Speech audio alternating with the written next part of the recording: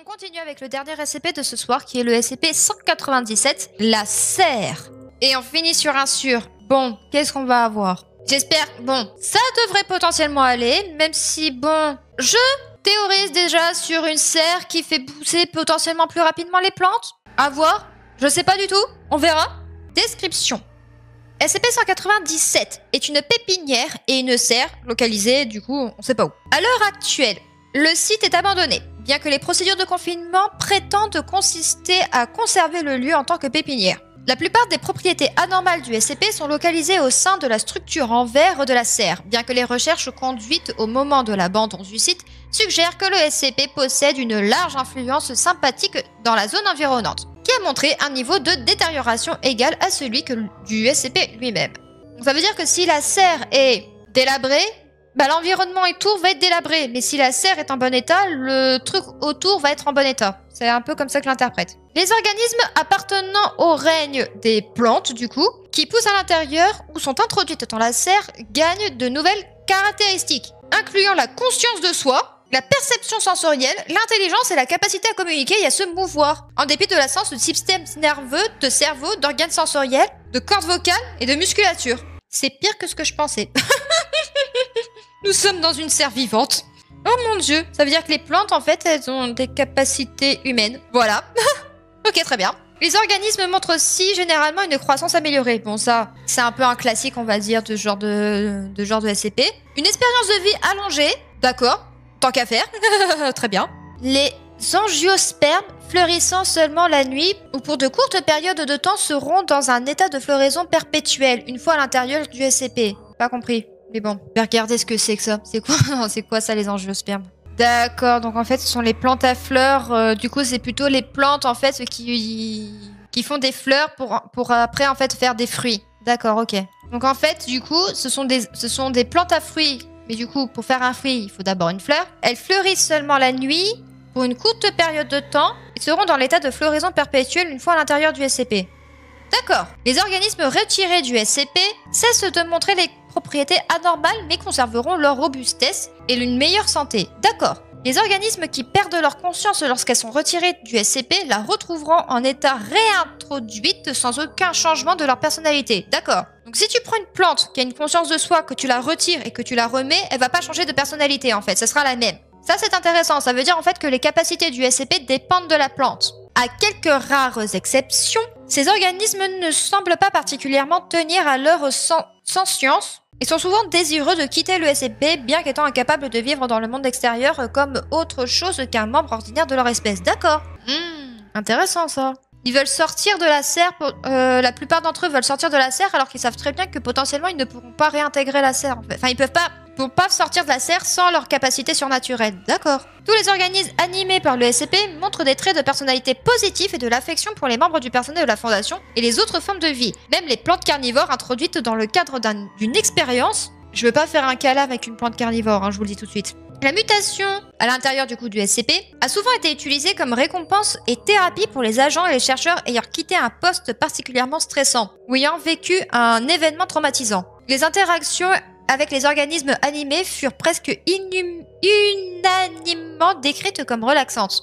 Après, si t'as, je sais pas moi, une plante qui vient pour te faire un gros câlin, ouais, potentiellement. Ça doit être très chelou, mais... D'un autre côté, je sais que personnellement, j'aime beaucoup être en contact avec la nature quand je passe des moments un peu de stress. Donc c'est peut-être dans ce genre-là, en fait, non seulement en fait tu es de retour au contact de la nature, donc ça te ressource quand même intérieurement parlant, mais en plus de ça, t'as une compagnie un peu plus humaine en fait, donc c'est peut-être à double effet, ce qui est pas mal en soi. Sous la direction du docteur Kinsley, les tests sur le SCP impliquèrent la distribution au grand nombre d'organismes cultivés au sein de la Fondation. Une influence positive fut immédiatement remarquée parmi la communauté urbaine défavorisée proche du SCP, incluant une diminution du crime et une amélioration de la condition de vie moyenne qui s'est également inversée suite à la condamnation du SCP. D'accord. Le docteur a émis l'hypothèse qu'il s'agissait du résultat du SCP lui-même, créant un cycle de symbiose bénéfique entre la communauté et la vie végétale. En gros, c'est un SCP écologiste. Oh, les écologistes, s'ils avaient accès à ce SCP, ils disaient « Vous voyez ? Vous voyez, un bon environnement avec une planète en forme et tout, ça réduit la criminalité. Alors, procédure de confinement spéciale. Alors, on va lire celle qui est rayée d'abord. Le SCP est maintenu sur place par l'équipe de recherche locale Beta 5, pouce vert. Aucune plante ne doit être retirée du SCP sans la permission de la plante, du docteur Kinsley et de la documentation appropriée. D'accord. Faut demander à l'autorisation de la plante si elle veut sortir ou pas. Très bien. Les plantes retirées du SCP doivent être placées sous surveillance et récupérées si nécessaire. D'accord. Ça, c'était avant. Maintenant, les procédures, c'est... Afin d'en maintenir la confidentialité, le SCP a été vidé et abandonné. En coopération avec les représentants locaux, le bâtiment et de nombreuses autres structures proches ont été condamnés. La sécurité du site doit inspecter les installations chaque semaine afin d'en retirer physiquement toute matière végétale. L'usage du feu n'est pas recommandé, sauf s'il est nécessaire pour faciliter la suppression totale de toute végétation découverte au sein du SCP. Les herbicides doivent être appliqués tous les mois afin de décourager toute future tentative de pousse. Attends, on est passé d'un SCP antidépresseur pour les agents de la Fondation qui ont potentiellement subi des traumatismes à un site complètement abandonné dans lequel plus aucune plantation n'a le droit de pousser. Au final, pas sûr que les écologistes soient très contents de ça. Pourquoi faire un tel truc? Addendum. Les tests et la maintenance du SCP ont été stoppés suite à un incident.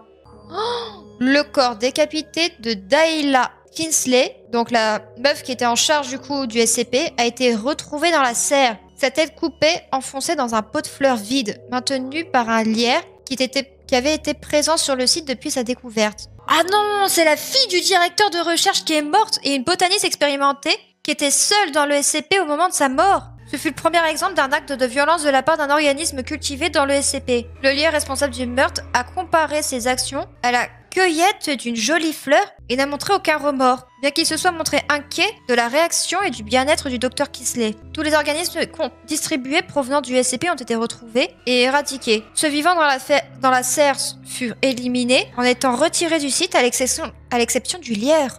Alors, je veux bien, mais aller à de telles extrémités, c'est quand même chaud quand même, quoi. Parce que là, en gros, à cause de la mort de sa fille, le docteur Kinsley a dit, bah écoute, on éradique toutes les plantes et on laisse juste le lierre et il va être seul jusqu'à la fin de ses jours pour le meurtre de ma fille, en fait. C'est un peu extrême quand même, alors qu'il aurait juste fallu, en fait, je sais pas, tu laisses les plantes et tu fais un périmètre de sécurité un peu comme le champ de citrouille, quoi. Parce que là... Et tu fais en sorte que jamais plus personne, en fait, ne rentre à l'intérieur du SCP, quoi. Tout du moins, passe en garde, quoi. Là, c'est un peu extrême, quand même, comme procédure. Après, je peux comprendre. Et pourquoi autant de violence? Alors qu'ils ont toujours été sympathiques. Enfin, quoi? En plus, du lierre, bon, c'est quand même... Dans le langage des fleurs, c'est quand même une plante, ce qui veut dire que même la mort ne nous séparera pas. Je comprends la réaction du docteur Kinsley, mais je la trouve quand même un peu trop extrême, en fait. Alors qu'en fait, tu pourrais faire une procédure de confinement qui fait en sorte qu'on peut encore avoir des plantes à l'intérieur du SCP, en fait. Tout en éradiquant, effectivement, s'il le faut, d'autres organismes dans les bâtiments aux alentours, s'il le faut, pas de problème. Mais là, en fait, il vient condamner le lierre à une solitude totale, parce qu'il a tué sa fille. Vous en pensez quoi, vous? Je serais curieuse de savoir votre opinion vis-à-vis de ce SCP. Et justement, de la condamnation du Dr Kinsley suite à ça. Parce que pour moi, c'est peut-être trop extrême. C'est Flowey, n'oublie pas.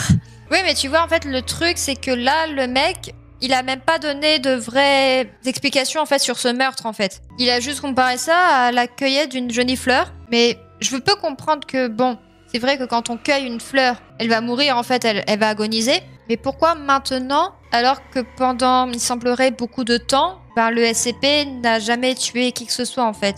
Parce que tu vois, encore, Flowey, bon, tuer ou être tué.